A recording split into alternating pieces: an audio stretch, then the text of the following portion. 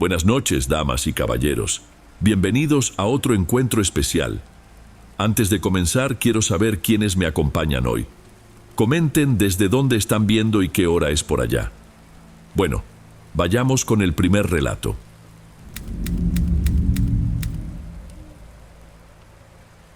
Buenas noches, Don. Me llamo Beatriz. Desde niña viví lo que muchos llamarían una vida sencilla en una comunidad rural, en un lugar medio olvidado por las rutas principales. Crecí rodeada de plantíos altos y casitas con techos rotos, donde el viento se arrastraba sobre la tierra, levantando polvo y ese olor a hierba seca que insiste en pegarse a la piel. La sensación de aislamiento nos unía más, sobre todo porque casi no llegaban extraños por ahí. Todo seguía un ritmo predecible. Nos levantábamos cuando apenas salía el sol y regresábamos a casa antes de oscurecer. Rara vez pasaba algo realmente asombroso, a menos claro, cuando la desconfianza de todos aumentó tanto que nadie pudo volver a dormir bien. Tenía mis 12 años cuando ocurrió la primera cosa extraña. Fue en un período en que las noches empezaron a alargarse y a ponerse más frías antes de lo habitual. Mi madre se quejaba de que parecía que el tiempo se había vuelto loco, que ya no se podía confiar en las estaciones. Me desperté a mitad de la noche con la sensación de que alguien, o algo, se movía entre los arbustos del patio. No llegué a ver nada concreto, pero los perros estaban muy inquietos. Sus ladridos se alternaban con gemidos, como si ni ellos mismos entendieran lo que olfateaban. Mi padre salió de la casa con su escopeta vieja, pero no dijo una sola palabra. Al día siguiente, fingió que nada había pasado, aunque noté que se pasaba la mano por la frente de vez en cuando, limpiando sudor, aún con el frío que hacía. Los vecinos también empezaron a comentar. Don Nelson, que tenía pocas cabezas de ganado, dijo que encontró huellas extrañas cerca del corral, demasiado profundas para ser de una persona común. Al lado de esas marcas, encontró un trapo viejo, rasgado, que podía ser parte de un costal, pero que no pertenecía a ningún habitante de allí. Doña Cidalia, que vendía huevos de puerta en puerta, contó que varias gallinas desaparecieron de la noche a la mañana, sin dejar plumas ni rastro. Al principio, pensaron que podía ser un lobo solitario o algún animal salvaje, pero no hallaron huellas que confirmaran esa hipótesis. A veces, alguien culpaba a algún ladrón, aunque era difícil imaginar que se arriesgara tanto, pues la gente de ahí estaba acostumbrada a defender sus tierras. Y nada apuntaba a un robo. Parecía más bien una intrusión silenciosa. Solo que las cosas fueron empeorando. Hubo muertes que nadie supo explicar. La primera víctima, si se puede llamar así, fue un muchacho llamado Tadeo, que hacía trabajos eventuales de siembra y cosecha. Hallaron su cuerpo por la mañana, junto a la entrada de un plantío, con los ojos bien abiertos y una expresión de pavor que nadie habría podido describir. No había sangre, marcas de cuchillo ni heridas aparentes, pero se notaba una ligera hinchazón en el cuello, como si algo muy frío lo hubiera agarrado. Algunos decían que parecía haber sufrido una compresión inexplicable, pues la piel alrededor estaba manchada de tonos morados. Mi madre comentó en voz baja al atardecer: si no es enfermedad, puede que la tierra haya sacado algo malo. A veces uno pasa por sitios que guardan misterios. No entendí muy bien lo que quiso decir con algo malo, pero me puse más alerta. Empecé a notar que el cielo, desde hacía un tiempo, parecía más oscuro incluso con el sol arriba. Las aves habían desaparecido y el viento tenía un ligero olor a humo, como si algo se quemara a lo lejos.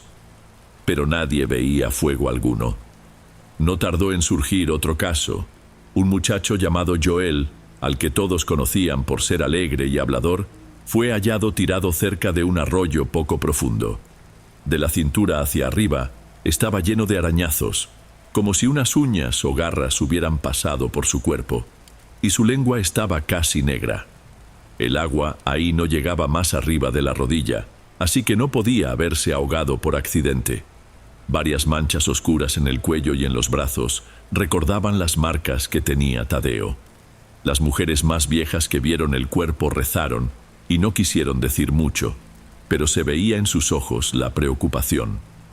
Empezaron los comentarios, que algo desconocido rondaba el pueblo, que más valía no llamarlo por su nombre. Otros se miraban en silencio. Nadie quería parecer exagerado, pero con cada nueva plática se volvía imposible ignorar el miedo latente. Mi padre comenzó a salir con una botella de tequila en un bolsillo y un rosario en la otra mano. Decía, algo disgustado: es solo para calmar los nervios, pero se notaba que ese hombre grande de manos callosas sospechaba que algo grave rondaba el lugar. Las casas empezaron a cerrarse más temprano, las ventanas se reforzaron con tablas y, algo curioso, casi todos dejaron una lamparita encendida toda la noche. La gente no afirmaba tener miedo a la brujería, pero las oraciones se hicieron más intensas. Era inevitable. En medio de todo, un sentimiento de silencio se apoderó del pueblo. El trabajo en el campo continuó, porque no se podía abandonar la siembra, pero cada día las conversaciones se hacían más cortas, como si hablar demasiado atrajera la mala suerte. Los perros perdieron la costumbre de ladrar en la noche. Solo sollozaban de pronto. Mi abuelo, antes de morir, me decía que los animales presienten cosas que no entendemos. Empecé a creer más en eso. Hasta el gallo de la casa de al lado guardó silencio unos días. Cuando cantaba, era en una hora extraña, como de madrugada, y duraba apenas un instante, sin fuerza. Pero lo que más me marcó fue el día que encontramos una marca extraña en la entrada del terreno de don Jorge, un señor que tenía fama de ser muy devoto.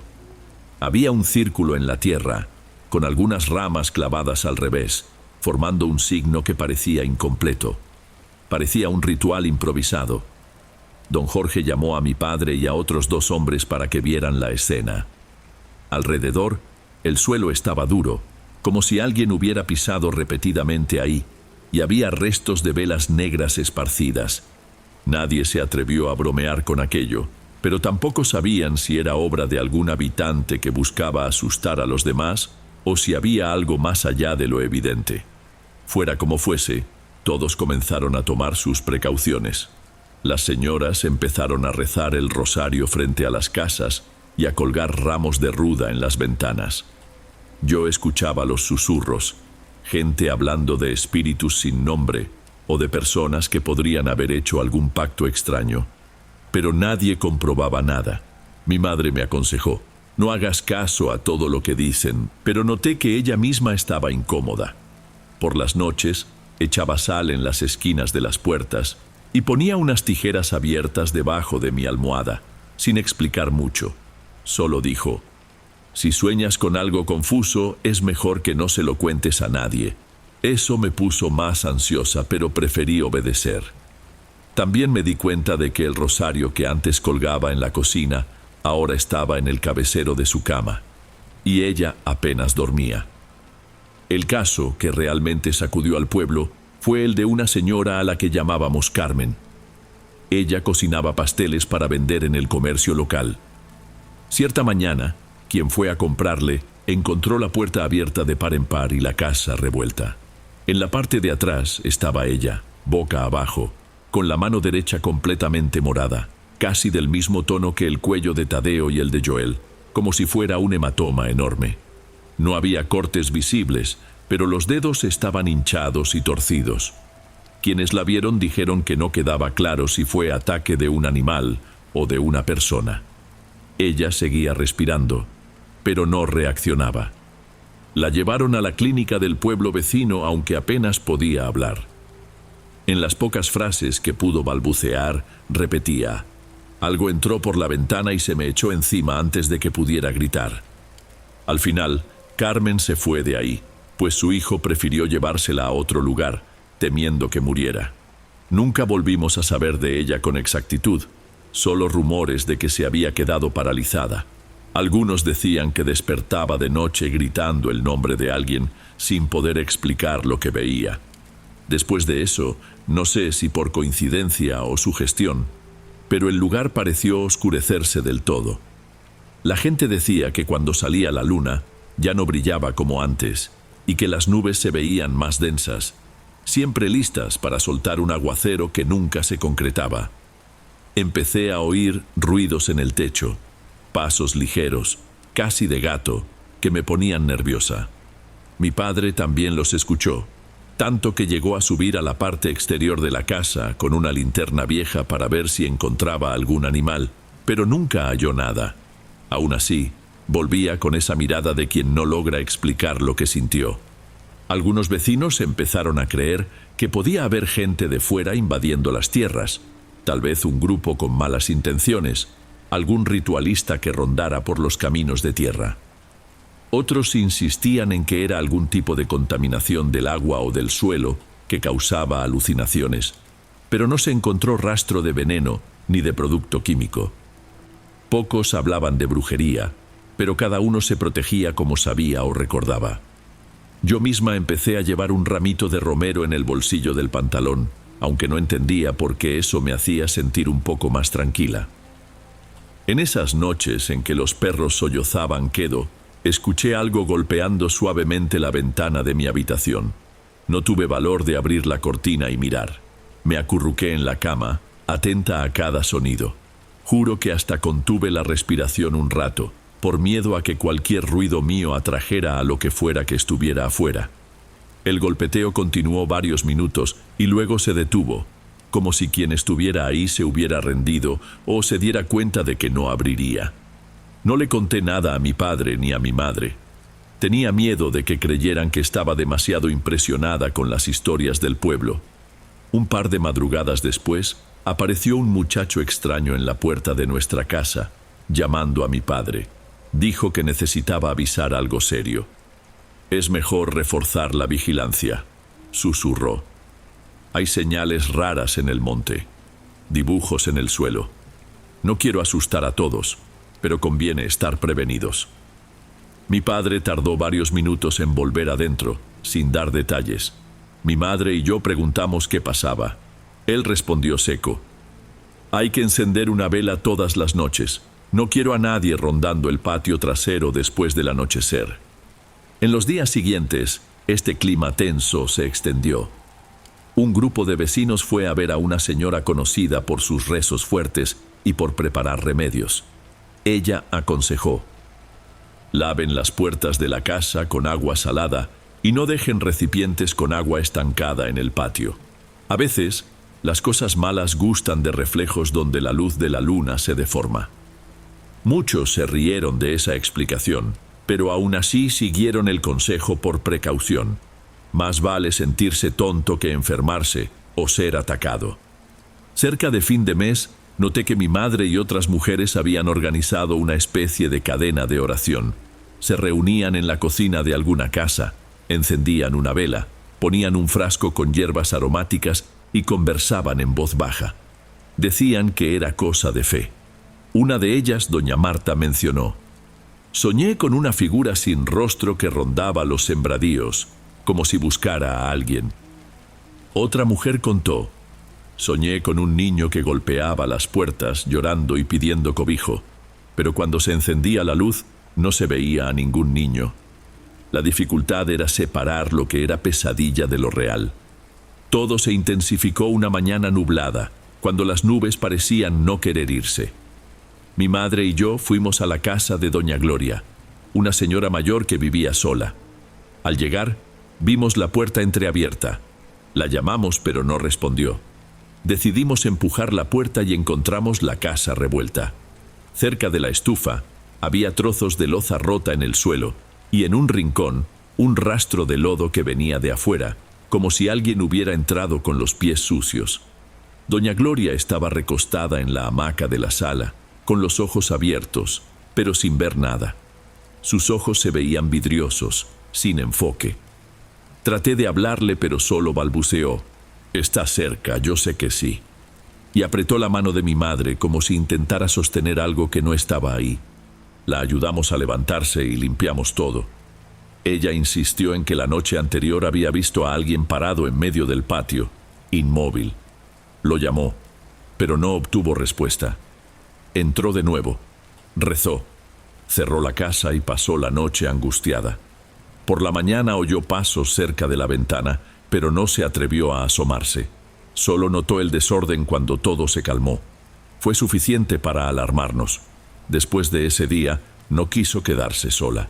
Mi madre empezó a visitarla con más frecuencia, llevándole comida y haciéndole compañía, aunque nosotros también estábamos al borde del miedo. Un cambio significativo ocurrió cuando apareció, sin avisar, una joven llamada Juana. Dijeron que era nieta de una señora que vivió ahí muchos años atrás. Juana llevaba una bolsita de tela con plantas secas y un cuaderno lleno de anotaciones. Dijo que había recorrido muchos caminos porque sospechaba de relatos extraños en la región y quería ayudar a entender lo que pasaba. No dijo ser curandera ni nada parecido, pero hablaba de hierbas y mezclas con una seguridad fuera de lo común. Algunas personas reaccionaron con desconfianza. Alguien comentó en voz baja: ¿quién nos asegura que ella no tiene algo que ver con todo esto? Pero la desesperación era tanta que la gente decidió escuchar lo que tenía que decir. Juana recomendó que las personas prepararan pequeños saquitos de hojas para colgarlos en los marcos de las puertas, diciendo que eso impediría que ciertas intenciones malas se acercaran. Fue la forma en que usó esas palabras lo que me llamó la atención. Intenciones malas, sin señalar directamente a nadie ni afirmar que era solo superstición, pero parecía convencida de que algo actuaba por allí.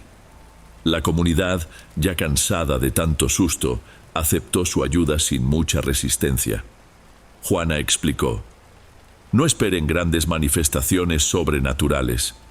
Fíjense en los signos pequeños, el silencio repentino de los animales, la aparición de insectos en gran número en un punto específico, la forma en que la vegetación cambia de color en ciertos tramos, y recomendó que, si se oían ruidos extraños por la noche, nadie se atreviera a meterse en el monte. Más valía esperar a que amaneciera. Mi padre fue de los primeros en asentir, pese a ser muy escéptico. Supongo que el miedo pudo más. Una noche, Juana vino a nuestra casa y pidió ver el patio. Observó las huellas secas que aparecían cerca de la cerca, así como el pedazo de trapo que don Nelson había encontrado días antes. Dijo que si se tratara de alguien de carne y hueso, las marcas serían más definidas. Después, se arrodilló en el suelo, puso la mano sobre la tierra y respiró hondo. Yo estaba a su lado, sin saber qué hacer. Pasados unos segundos, se levantó con semblante serio. Pidió a mi padre que esparciera una mezcla de agua con sal por los bordes del terreno y que estuviera atento a los ruidos cerca del corral. Mi padre, que no solía aceptar órdenes de nadie, simplemente asintió y cumplió con lo que ella dijo. No sé cómo explicarlo, pero aquella mujer irradiaba una calma extraña, que influía incluso en quien no creía en nada. Después de que Juana orientó a varios vecinos, las noches se volvieron un poco menos agitadas, aunque no del todo tranquilas. Aún había relatos de sonidos lejanos, pero no aparecieron más cuerpos sin vida. Parecía que algo había retrocedido o solo esperaba otra oportunidad. No sabíamos decir si de verdad era algo místico o si, al estar más prevenidos, habíamos ahuyentado a algún grupo de forasteros. Pero el ambiente seguía denso. Mi padre mantenía la escopeta cargada y todos cerraban la casa antes del atardecer. Aún así, se notaba que estábamos presionando a esa presencia, pero sin expulsarla del todo. Lo que de verdad me hizo creer que había algo fuera de lo normal fue un episodio que sucedió mientras ayudaba a mi madre a limpiar el cobertizo de herramientas. Dentro había un agujero en el techo por donde entraba un rayo de luz pálido. Mientras ordenaba, sentí que el aire cambiaba, como si de pronto se pusiera pesado, y oí una voz suave que parecía venir detrás de unas cajas viejas. «Vete de aquí». Pensé que era mi imaginación. Reuní coraje y fui a ver, pero no había nadie. Llamé a mi madre y tampoco encontró nada. Sin embargo, esa noche soñé con una figura de espaldas, parada en el mismo sitio del cobertizo. No estaba segura de si era sueño o recuerdo. Desperté sudando sin saber qué pensar. Al día siguiente, hablé con Juana, que dijo: «Si vuelves a escucharlo, procura no responder. Y no entré sola en lugares oscuros. No me dio explicaciones largas, pero pidió que encendiéramos una vela blanca afuera del cobertizo, en un rincón donde no le pegara mucho el viento. Así lo hicimos. A la mañana siguiente, encontramos la tierra removida en el mismo lugar, como si alguien hubiera intentado apagar la vela, o tal vez averiguar lo que habíamos hecho. Nada escandaloso, pero suficiente para ponerme alerta. Poco tiempo después, Juana se despidió. Dijo: «Seguiré mi camino. Me han llamado de otros lugares con problemas parecidos». No afirmó que fuera el mismo tipo de mal, pero dio a entender que había visto señales similares en otros sitios por donde pasó. Antes de marcharse, me llevó aparte y me dio un pequeño frasco con un aceite amarillento hecho de hierbas que, según ella, servía para fortalecer el espíritu. Susurró: «Úsalo en las muñecas antes de dormir, solo una gotita». Asentí sin saber si aquello funcionaría, pero agradecida. Explicó: «A veces, cuando algo extraño ronda, encuentra huecos en nuestro miedo. Estas protecciones, aunque parezcan símbolos tontos, nos recuerdan que no estamos indefensos». Con el paso del tiempo, la rutina recobró cierta normalidad. Las muertes inexplicables dejaron a todos en alerta, pero no hubo más ataques directos. Tal vez la presencia se replegó al ver a la comunidad más unida y organizada en oraciones y defensas. La gente empezó a hablar menos del tema, como si prefiriera olvidarlo. Aún así, me volví alguien más atenta. Cuando oigo el viento golpear la ventana por la noche, me quedo despierta unos minutos, tratando de comprender si es solo el viento o algo más. A veces, rezo una oración sencilla que aprendí de mi madre. Ni siquiera sé si creo plenamente, pero me hace sentir más tranquila. Hoy, muchos años después, la gente de ahí cuenta historias sobre aquel periodo con cierto aire de incredulidad, como si hubieran vivido una pesadilla que se desvaneció. Algunos juran que fue un grupo de maleantes, otros insisten en que eran fuerzas negativas que se esfumaron cuando vieron al pueblo fortalecido. Yo no tengo una respuesta definitiva. Solo sé lo que vi en los ojos de la gente y lo que me hizo perder muchas noches de sueño. A veces me descubro pensando en Juana, imaginando dónde estará. Tal vez siga ayudando a personas en situaciones similares, o quizá se haya retirado por completo. Lo que sé es que me hizo ver que, por más escépticos que seamos, hay momentos en que las explicaciones de la vida se quedan en un territorio medio indefinido. Y es justo ahí, en ese espacio entre la razón y el miedo, donde algo diferente puede suceder. Ahora que escribo todo esto, no quiero asustar a nadie. Solo dejo mi relato para que, si algo parecido pasa en otro sitio, la gente sepa que el silencio no es la mejor respuesta, pero la unión sí lo es. Y si algún día vuelvo a oír pasos extraños en el patio, recordaré encender una vela blanca y rociar un poco de agua con sal en el suelo. Tal vez sea superstición, o tal vez sea la única forma de conservar la cordura cuando no se tiene certeza de lo que ronda afuera. Al final, algunas preguntas siguen sin respuesta, pero lo prefiero así, porque las respuestas demasiado fáciles no siempre resuelven los misterios de la vida.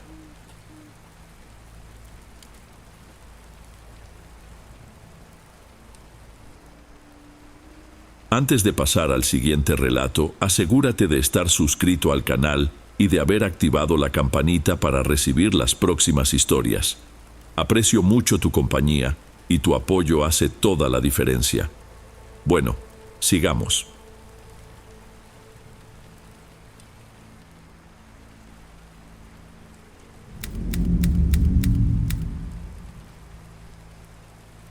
Mi nombre es Ricardo.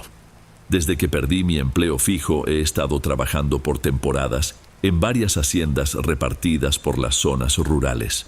Viajo de acuerdo con la cosecha y la oferta de servicios. Hace cerca de 6 años, cerca del final de otro ciclo de trabajo, viví la situación más perturbadora de mi vida.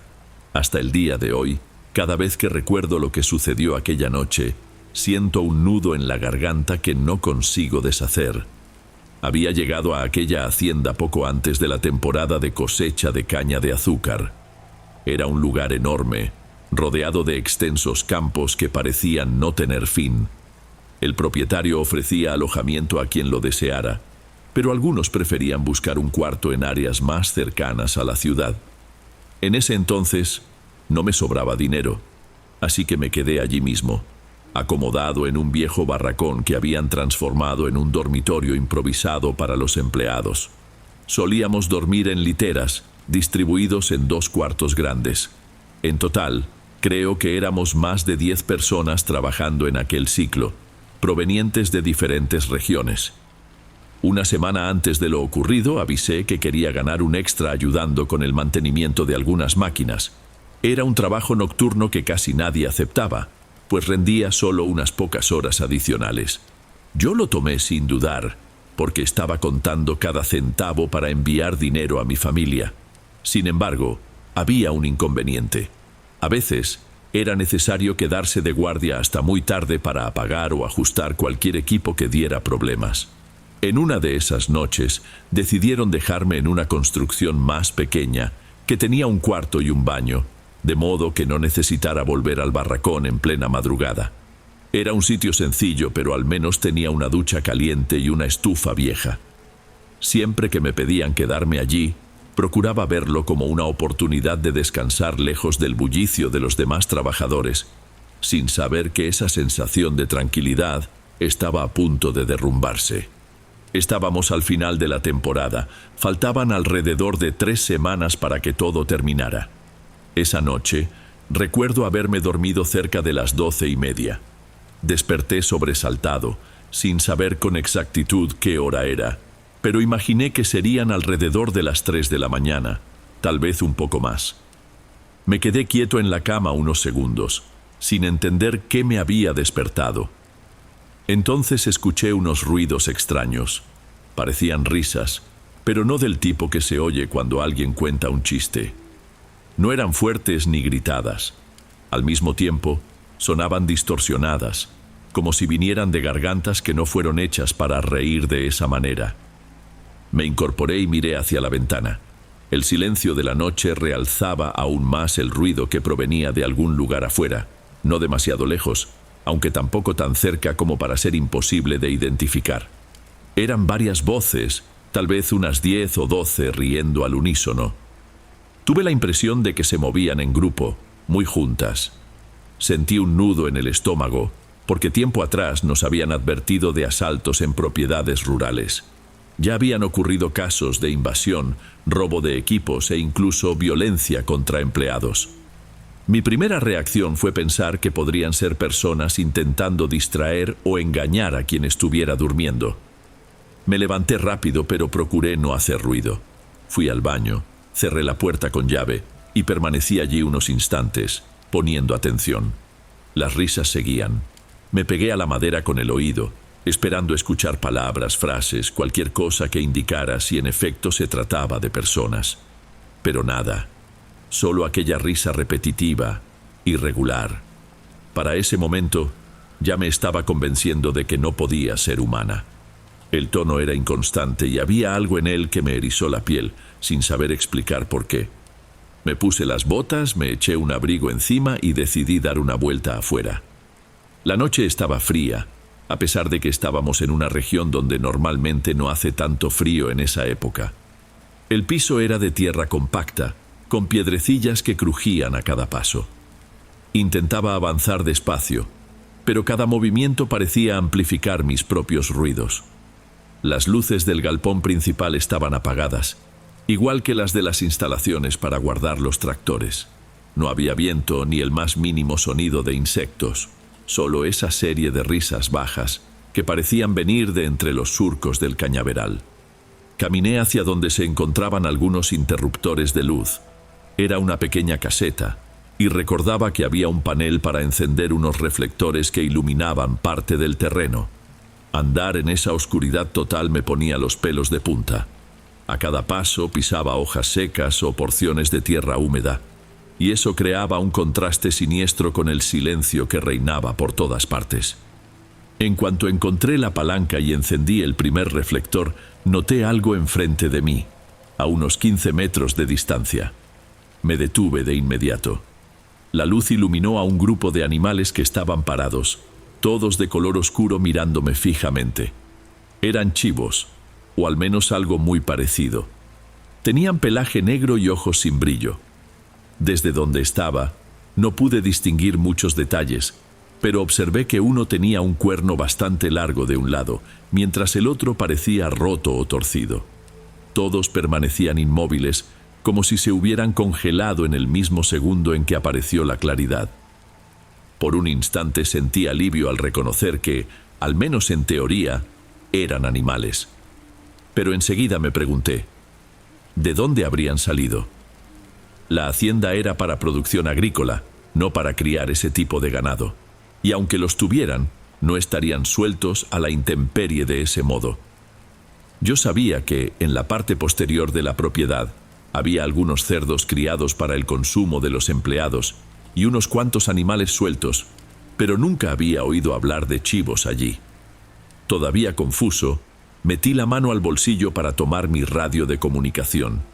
En el momento en que toqué el botón de llamada, este soltó un ruido estridente que me hizo dar un brinco. ¿Quién encendió los reflectores? ¿Todo bien? La voz era de Pablo, uno de los encargados de la seguridad nocturna. Me quedé en silencio un segundo antes de responder. Le expliqué, en voz baja, que había oído risas y visto un grupo de chivos. No mencioné que el sonido no me parecía humano porque sonaría ridículo si lo decía en voz alta. Hubo una pausa y luego respondió con un tono tenso. Vete con cuidado al dormitorio. Cierra la puerta con llave. En cuanto habló así, mi corazón se aceleró. Parecía que él ya sabía algo que yo, hasta entonces, ignoraba. Respiré hondo y retrocedí unos pasos, sin quitar la vista de los animales. Ninguno se movía, pero noté que todos giraban la cabeza al mismo tiempo que yo caminaba, mirándome fijamente. Era inquietante. Llegué a la construcción y cerré todo por dentro. Por el radio escuché voces confusas. De vez en cuando alguien murmuraba algo muy bajo y al instante otro lo comentaba con un tono preocupado. Alcancé a captar fragmentos.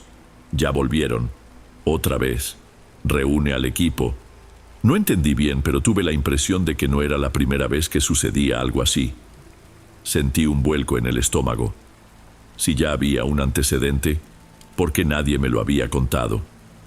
Más tarde supe que la administración prefería no alarmar a los trabajadores, temiendo pérdidas y que la gente abandonara el lugar. A partir de ahí, todo quedó muy silencioso por algunos instantes. De pronto, oí pasos afuera, pisadas de botas firmes y apresuradas. Parecían venir de diferentes direcciones, como si varias personas estuvieran rodeando la zona donde había visto a los chivos. Conté quizá 3 o 4 guardias, porque los sonidos se acercaban desde puntos distintos, cruzando el patio. Entonces escuché un sonido grave, como un gruñido seco. No se parecía a nada que conociera, no era mugido de vaca, ni gruñido de cerdo, ni balido de chivo. Parecía más bien algo salido de una garganta humana, pero distorsionada. Justo después vinieron las detonaciones, tiros consecutivos, rápidos. Por el radio, alguien murmuró algo que no alcancé a descifrar. Me quedé pegado a la puerta, sin atreverme a salir para ver qué había sucedido. Tras algunos minutos de silencio intenso, escuché golpes. «Ricardo, abre», era Pablo otra vez. Abrí con cuidado y me lo encontré mirándome de forma extraña. Estaba sudando, sosteniendo el radio en una de sus manos. No esperó a que preguntara nada. «Ven, pero te advierto, es algo impactante». Lo seguí en un trayecto breve, pisando restos de hojas que cubrían el suelo. Llegamos a un punto donde la luz del reflector iluminaba unos cuerpos tendidos.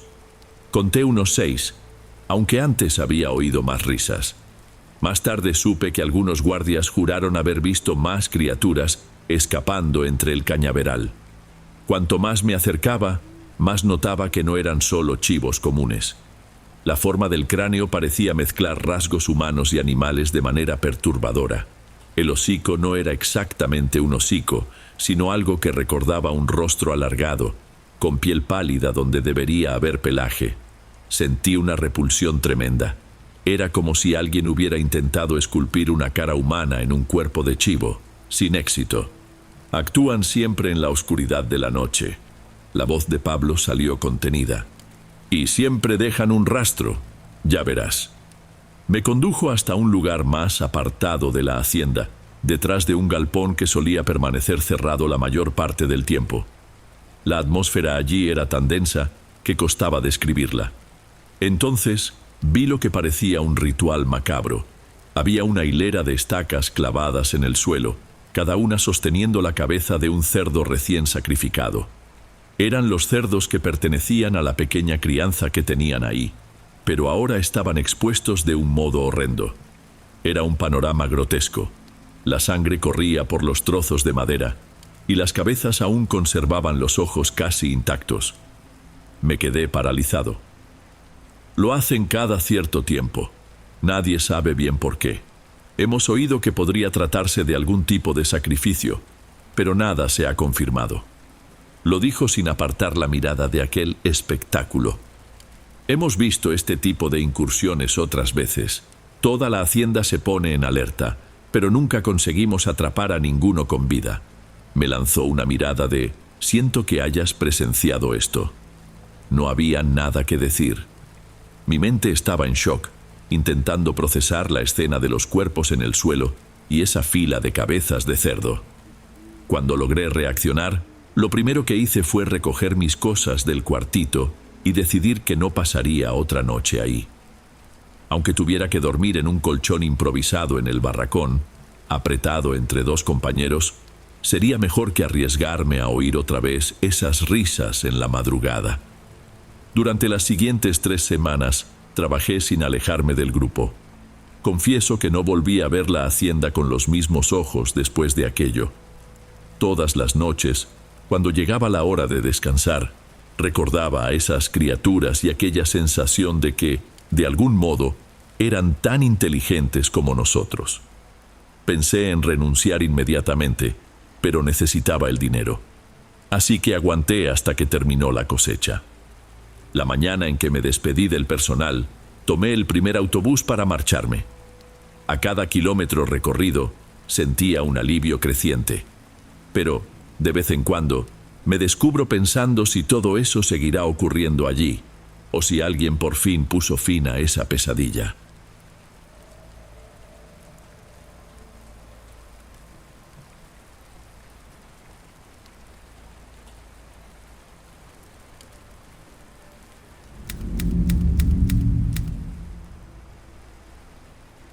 Buenas noches, Don. Me llamo Julio. Si dependiera de mí, esta historia jamás saldría de mi cabeza. Pero siento que solo podré dormir en paz si cuento lo que viví. Trataré de ser lo más fiel posible a los acontecimientos, aunque todavía dude de si todo sucedió como lo recuerdo. Digo esto porque no sé si lo que vi o creo haber visto tenga algún sentido, y tal vez realmente no lo tenga. En 2013, mi madre descubrió que mi padre llevaba una doble vida. No sé exactamente cómo se dio cuenta, pero no pasó mucho tiempo para entender que existía otra casa, otras personas. No lo hablábamos abiertamente, pero era imposible ignorar la razón de su ausencia. Cuando la situación quedó clara, ella tuvo que hacerse cargo de casi todos los gastos, porque mi padre simplemente desapareció y no ayudaba en nada.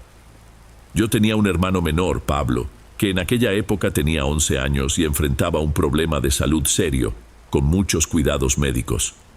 Los exámenes y medicinas eran caros, y aunque mi madre trabajaba en una papelería, no lograba cubrir todo. Pasamos meses así. De vez en cuando ella conseguía algunos trabajitos como cocinera o haciendo limpieza, pero aún así faltaba dinero. Se notaba la escasez, aunque ella nunca lo admitía directamente. A mediados de 2015, cuando perdió su empleo principal, todo se complicó aún más. Fue en ese periodo que tuvimos que salir del departamento en el que vivíamos. Un lugar pequeño y acogedor, pero que ya no podíamos pagar. Mi madre habló con una tía lejana, doña Lourdes, quien ofreció su casa sin cobrar renta mientras nos organizábamos. Según mi madre, era una construcción grande, con mucho terreno alrededor, pero llevaba mucho tiempo abandonada. Recuerdo mirar su rostro ese día y ver más alivio que entusiasmo. La casa se ubicaba en una zona alejada, con caminos de terracería y pocos vecinos. Era mejor que quedarnos en la calle, pero estaba lejos de ser el lugar soñado. En cuanto llegamos, noté que el estado de la casa dejaba mucho que desear. Tejas sueltas, ventanas atoradas, moho en algunos rincones. El terreno que rodeaba la casa estaba lleno de maleza y escombros olvidados por años. Mi madre me hizo ayudar con la limpieza durante las primeras semanas. Aunque el espacio era amplio, todo parecía árido, como si nada bueno pudiera crecer allí. Tenía un patio al frente, duro, casi sin vegetación. Solo algunos arbustos secos y un montón de bolsas de plástico que traía el viento. El patio trasero era peor, repleto de ramas rotas, basura acumulada y zonas donde la tierra parecía estéril. No había vecinos cercanos, solo unas cuantas casas dispersas. De hecho, pocas personas circulaban por la zona. De cualquier modo, nadie se metía en la vida de los demás y tampoco preguntaban mucho sobre nosotros. Mi madre solía decir que eso era una ventaja, pues no le gustaban los chismes. Aún así, uno que otro vecino más amable nos ofrecía ayuda cuando nos veía salir a comprar provisiones. Eran personas humildes, sin grandes recursos, pero que parecían solidarias. Cuando terminamos de limpiar lo básico y empezamos a instalarnos, noté que la casa tenía un problema de iluminación. El poste de la calle, si es que se podía llamar calle a ese camino, estaba muy lejos y casi no alumbraba nada. Por la noche, toda la fachada se convertía en un sitio oscuro. Por dentro, dependíamos de focos viejos y débiles. La cocina más o menos cumplía, pero mi cuarto y el de mi hermano estaban muy mal iluminados. Eso me incomodaba un poco, pero no era el mayor problema en esa etapa. Teníamos que sobrevivir, y cualquier lugar servía siempre que fuera seguro. En una de esas noches, mientras desempacábamos cajas, escuché algo en la parte de arriba de la casa. Parecía que algo se movía entre las tejas, pero al principio supuse que podía ser un gato o un tlacuache. No le di mucha importancia. Pensé que, al ser una construcción vieja, tal vez hubiera rendijas por donde entraran animales pequeños. Pero ese sonido se repitió, siempre cerca de las 11 de la noche. A veces a las 10:30, otras casi a las 11:30, pero siempre en ese intervalo. No era un ruido muy fuerte, pero sí constante, un paso acompasado, como si alguien caminara de un lado a otro en el techo. ¿Tú también oyes eso? Mi hermano Pablo se encogió de hombros, sin mucho interés. Será algún bicho, ¿no? Un gato callejero o algo por el estilo. Solo que aquello empezó a intrigarme. Todas las noches, el mismo ruido, a la misma hora. Llegué a pensar que era paranoia mía, pero pronto noté que no me lo estaba inventando. De verdad, había un movimiento regular. En cierta ocasión me atreví a asomarme por la ventana para ver algo, pero todo estaba tan oscuro que no sirvió de nada. No podía encender la luz demasiado tiempo, porque mi madre siempre advertía: «Apaga esa luz, Julio, que el recibo de la luz está por las nubes». Después de un tiempo decidí armarme de valor y salir al patio. Quería observar el techo desde afuera, con la escasa luz que provenía de un poste lejano. Tal vez así vería mejor. Esa noche me quedé en la parte frontal, mirando hacia arriba, esperando cualquier señal de movimiento. Cuando oí el ruido, levanté la vista y juro que vi algo moviéndose arriba. Parecía más grande que un gato.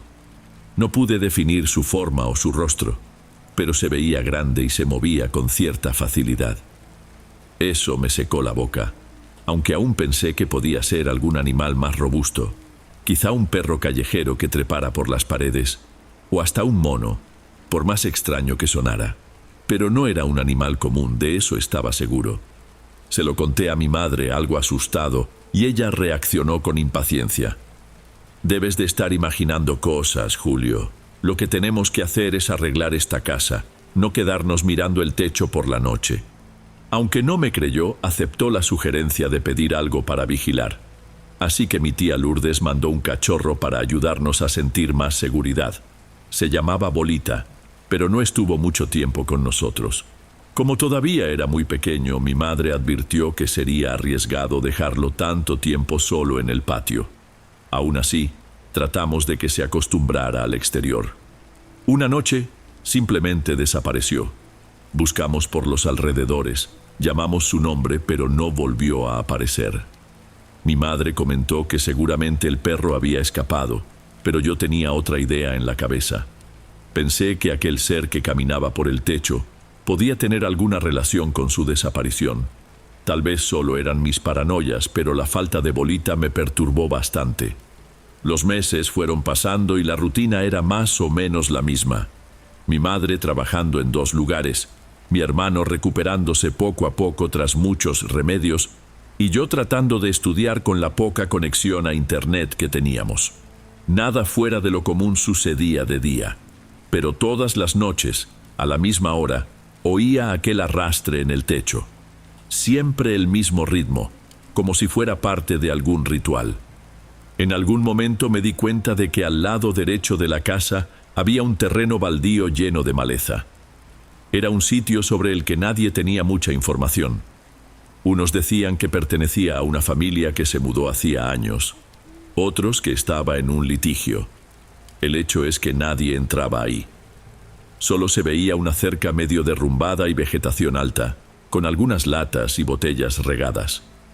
Siempre que el viento soplaba, ese lugar parecía aún más inquietante. Y curiosamente era desde la dirección de ese terreno que oía ruidos antes de que algo subiera a nuestro techo. Una noche, desde el patio trasero, intenté observar el terreno baldío. Estaba tan oscuro que solo se veían las siluetas de las ramas y la cerca de alambre. Fue entonces cuando noté, muy tenuemente, una forma moviéndose por ahí. Pensé en correr hacia adentro, pero me quedé paralizado. Por un momento creí que podría ser mi imaginación, pero la forma se movió otra vez. No era rápido, ni hacía mucho ruido, pero se sentía que algo vivo cruzaba entre las plantas secas. Mis pies se quedaron clavados en el suelo, como si algo en mi interior insistiera en mirar hasta estar seguro de lo que era. De pronto, la figura pareció voltear hacia mi lado. No pude sostener la mirada más que unos segundos. Me di la vuelta y regresé adentro, casi tropezándome conmigo mismo. Cuando logré dormir esa noche, soñé con cosas confusas, nada muy definido, pero desperté con la sensación de que alguien estaba en mi cuarto. Me levanté sudando, sin saber si había gritado o no. Mi hermano seguía durmiendo en la cama de al lado, lo que me hizo pensar que estaba exagerando. Pasé los siguientes días tratando de no pensar en ello. Mi enfoque era ayudar a mi madre en lo que pudiera y cuidar a mi hermano. Fue en ese periodo que recibimos la visita de un ayudante de mi tía Lourdes, quien nos trajo algunas cestas de provisiones. Preguntó si nos estábamos acostumbrando a la casa y soltó de manera casual: ¿Ya viste algún bicho raro por aquí? Dicen que en esos terrenos baldíos aparecen criaturas por las noches, pero puede que solo sea cuento para asustar a los forasteros, ¿verdad? Aquello me golpeó de lleno. Intenté no mostrar nerviosismo, pero mi cabeza se aceleró. Si alguien más hablaba de criaturas en la zona, quizá mi miedo no era tan descabellado. Aún así, preferí guardar silencio. Unos años después ya estábamos mejor económicamente. Mi madre, a pesar de todo, logró salir adelante. Pintamos la casa, arreglamos el tejado, limpiamos gran parte del terreno. Incluso podíamos pagarle una renta simbólica a mi tía Lourdes. Con el paso del tiempo me fui acostumbrando a la rutina nocturna. Sabía que esa cosa seguía apareciendo, pero opté por ignorarla. Cerraba la ventana, encendía mi pequeño radio para disimular el ruido y trataba de dormir. Hasta que una tarde el terreno de al lado se incendió. Nadie sabe con certeza si fue un accidente o si alguien lo provocó. El caso es que las llamas consumieron la maleza seca en pocos minutos. A la mañana siguiente, el lugar estaba todo quemado. Fue entonces que descubrimos varios huesos esparcidos. Eran de diversos tamaños: cráneos, costillas, partes de columna. Mi madre, que no se impresiona fácilmente, se quedó muda un instante. Uno de los vecinos se acercó a ver y comentó que serían restos de animales, probablemente perros y gatos, tal vez hasta bichos más grandes. Mi madre consideró llamar a las autoridades, pero otro vecino afirmó que esos huesos podrían provenir de un descarte ilegal de cadáveres o de mataderos clandestinos. Como no había indicios de un delito contra personas, nada oficial se investigó. También había un hoyo profundo que el fuego había dejado al descubierto. Parecía un conducto de drenaje que descendía a algún punto subterráneo. Parte de él estaba cubierta de escombros, pero se veía que continuaba más allá de donde alcanzaba la vista. Aquello me dio escalofríos, porque tenía conexión directa con la zona de nuestro patio. No bajé a revisarlo ni nada parecido, pero solo pensar en la posibilidad de que algo saliera de ahí por las noches me perturbaba. Mi madre dijo que era mejor no meterse, así que echamos unas ramas y piedras en la entrada del hoyo, intentando bloquear el paso, y seguimos con la vida. Ella aún cree que todos estos años yo he exagerado, que los ruidos no eran más que animales en el techo, pero yo conservo el recuerdo de haber visto algo extraño que no encaja con la lógica de un simple bicho. Hasta el día de hoy me pregunto qué habría pasado si hubiera ido tras ello, o si hubiera llamado a alguien para verlo conmigo. Tal vez solo habría sido un animal grande y enfermo, o quizá fue algo que nunca seré capaz de explicar del todo. Lo que sí sé es que cada noche todavía siento un ligero escalofrío cuando pasa de las 10. Ya no miro el techo ni el terreno de al lado. Prefiero fingir que nada existe ahí, porque lo último que quiero es enfrentar de nuevo lo que sea que ande rondando. Ni se lo cuento a la gente, por temor a que piensen que estoy loco. Pero muy en el fondo, me pregunto, si solo hubiera sido un animal, ¿de dónde salieron tantos huesos?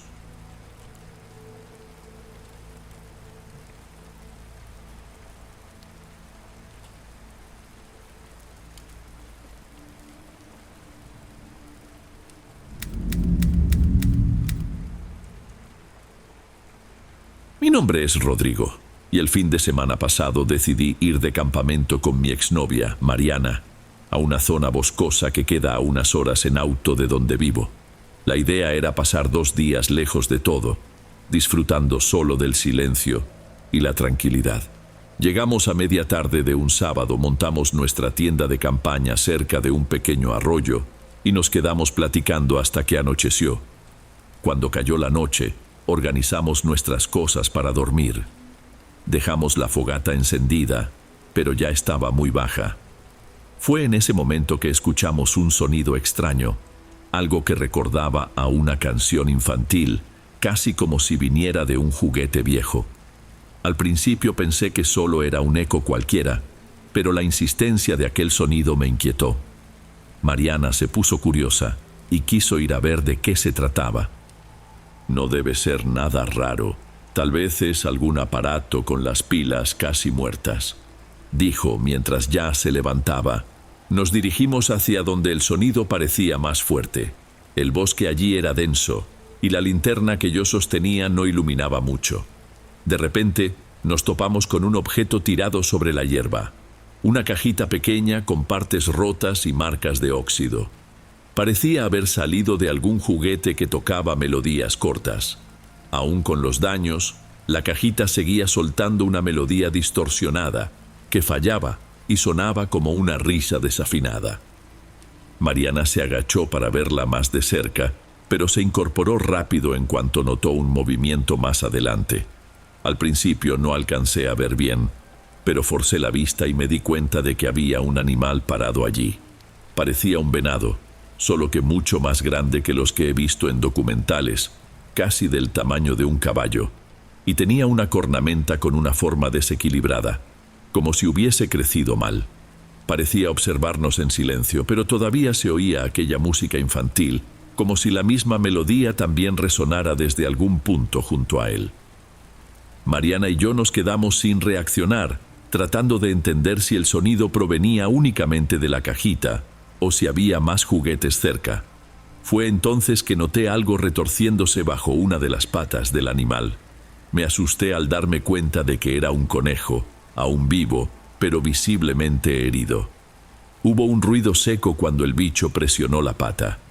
Justo después, bajó la cabeza en un movimiento brusco y la cornamenta golpeó contra el suelo. El impacto pareció clavarse en el cuerpo del conejo, que dio un espasmo rápido antes de dejar de moverse. A esas alturas estaba paralizado, sin saber si debía correr o intentar ayudar. Mariana dio un paso al frente, pero se detuvo de inmediato al ver ese tajo, casi imperceptible, terminar con la pequeña presa. Soltó un grito corto que trató de controlar cubriéndose la boca con la mano. El animal o lo que fuera levantó la cabeza de repente. La música sonó más fuerte, pero aún distorsionada, como si estuviera ahogada.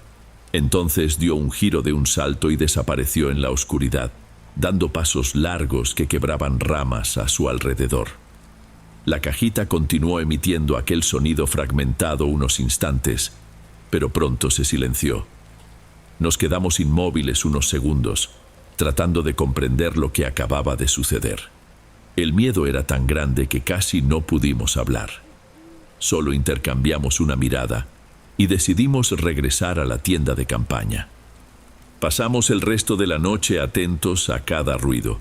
Despertábamos a cada momento creyendo que aquella melodía infantil volvería a aparecer, pero nada pasó. En cuanto amaneció, recogimos nuestras cosas deprisa y salimos de allí sin siquiera preparar el desayuno. A pocos metros de la salida, había una pequeña caseta de cobro de acceso, donde trabajaba una señora con expresión seria.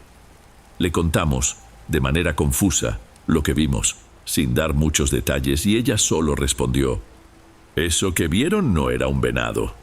Ella y un compañero que estaba a su lado se lanzaron una mirada rápida, pero no explicaron nada más. Más adelante paramos en otro punto para comer algo y preguntar de nuevo. El encargado, un hombre de mediana edad, repitió la misma frase como si ya hubiera escuchado relatos similares. «Lo que vieron no era un venado». Esa afirmación me acompaña hasta hoy. No sé qué viví en realidad, pero prefiero creer que fue solo una situación fuera de control, que tal vez tenga alguna explicación lógica. Aún así, cuando recuerdo aquella melodía fallando y la forma en que el animal se movió, siento un nudo en el pecho que no puedo ignorar.